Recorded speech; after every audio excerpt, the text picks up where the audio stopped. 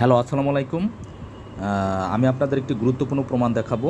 আমার প্রাক্তন ওয়াইফ ফাতেমা তার যে রেডমি 11 অর্থাৎ অ্যান্ড্রয়েড ফোন সেটটা ছিল, সেখানে ফটো গ্যালারিতে একটি ছবি দেখি। সেই ছবিতে জাফরের 2টা ইমেইল আইডি লেখা ছিল। সেই ইমেইল আইডির সামনে আমার নাম লিখে কেটে দেওয়া, রোকন লাহুর লিখে কেটে দেওয়া। এই ছবিটা মূলত তোলা হয়েছিল তার ডায়েরি থেকে তুলে ফোনে রেখে দিয়েছিল। এখান থেকে আমার সন্দেহ হলে আমি তার সকল ডায়েরি, প্যাড, বই, খাতা চেক করে বেশ কিছু প্রমাণ পাই।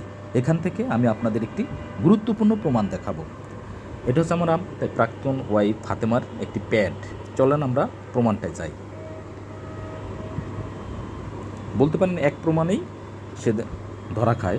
এটা এই যে আমরা শুরু করি, এই যে এগুলো তার লেখা। আমরা দেখতে দেখতে একদম শেষের পেজে যাই। এই যে শেষের পেজে আসলাম, এখন আমরা একটু দেখি।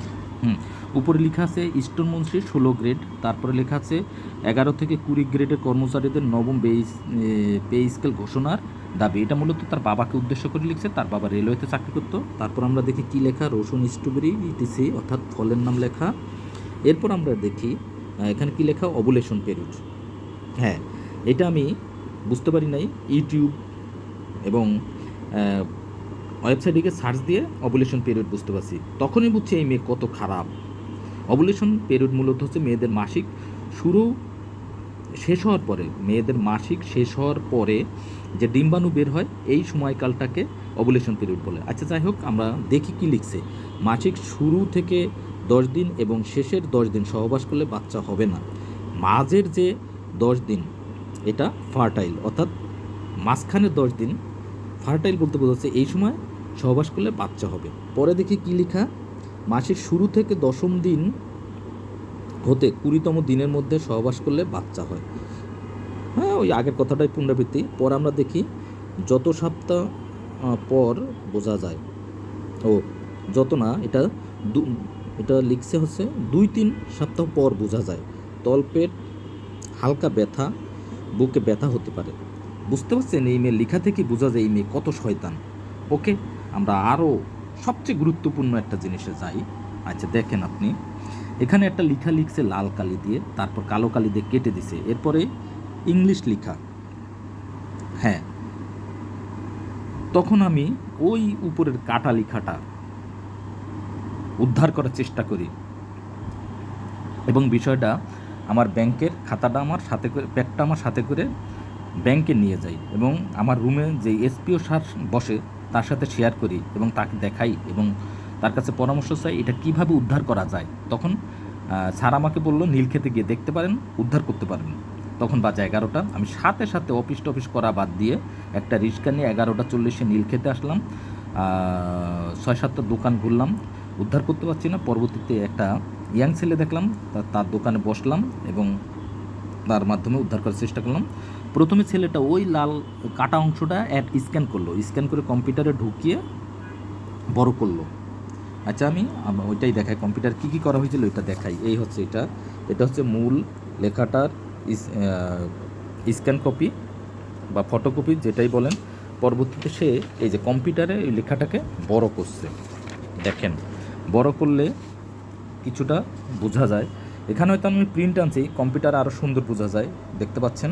এই, হ্যাঁ, আমি একটু দেখাই লেখাটা। আমি, তারপরে আপনি যদি বোঝার চেষ্টা করেন, তোমার প্রতি অনেক দুর্বলতা। এরপরে দেখেন লিখছে ফিল করি। আচ্ছা, যাই হোক, আমরা এটা না যাই, পরের পেজে যাই। পরবর্তীতে ছেলেটা কী করছে, কম্পিউটারের দোকানে সেই ছেলেটা, কম্পিউটার অপারেটর, উপরে কালো কালিটা বাদ দিয়ে দেয়। যে কালো কালি বাদ দেওয়ার পর এইটা আসে, এই যে আপনারা দেখতে পাচ্ছেন। হ্যাঁ, এটা হচ্ছে এই প্রিন্ট কপি। কম্পিউটার আরও ভালো বোঝা যায়। যাই হোক, এখান থেকে মোটামুটি বোঝা যায়, কম্পিউটার আরও ভালো বোঝা যায়। এখান থেকে আমি লেখাটা উদ্ধার করার চেষ্টা করি এবং ওই কম্পিউটারেই লিখি। লেখাটা কী ছিল আমি আপনাদের একটু পড়ে শোনাই। লেখাটা ছিল এই যে,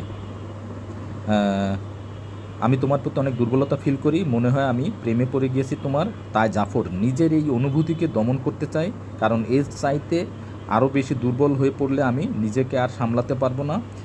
এর কারণে জাফর যে সিচুয়েশন তৈরি হবে তা তুমি নিতে পারবে না। তাই আজকের পর থেকে আমি তোমাকে আর ডাকবো না জাফর আমার কাছে। এরপর কিছু হ্যাঁ কী জানি লিখছে বুঝতে পারিনি। এরপরে আছে অনেক দূরে। পরবর্তীতে এটা কম্পিউটারে লিখে আমার হোয়াটসঅ্যাপে নেই, হোয়াটসঅ্যাপ থেকেই এটা প্রিন্ট দেওয়া। আচ্ছা, আমি এবার প্রথম জায়গায় আসল জায়গায় ফিরে যাই। এখানে আমি দেখেন আসলাম।